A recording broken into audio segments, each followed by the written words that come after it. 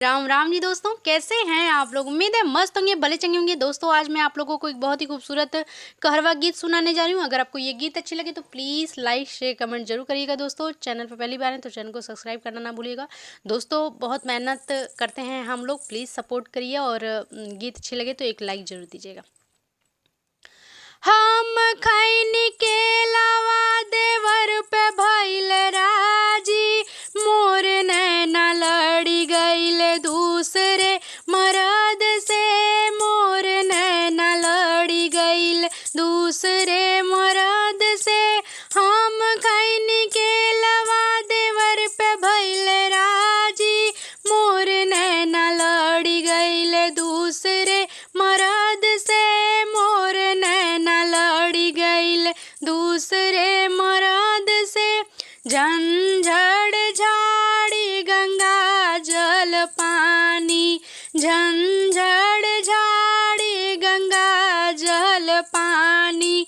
घोट बात घोट राजा अपने गरज से, मोर नैना लड़ी गईल दूसरे मरद से, मोर नैना लड़ी गईल दूसरे मरद से। हम खैनी के लावा देवर पे भइल राजी, मोर नैना लड़ी गईल दूसरे मरद से, मोर नैना लड़ी गईल। सोने के थाली में जेवना परोसी, सोने के थाली में जेवना परोसी। जे बात जेवरा जाय अपने गरज से, मोर नैना लड़ी गईल दूसरे मरद से, मोर नैना लड़ी गई दूसरे मरद से।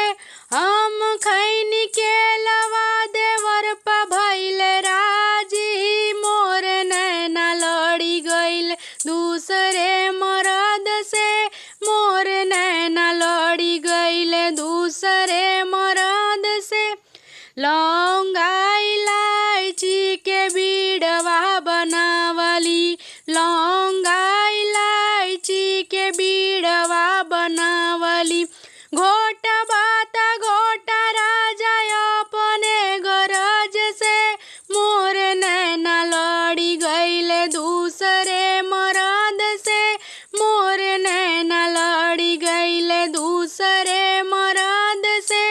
हम खैनी के लावा देवर पे भइल राजी, मोर नैना लड़ी गईल दूसरे मरद से, मोर नैना लड़ी गईल।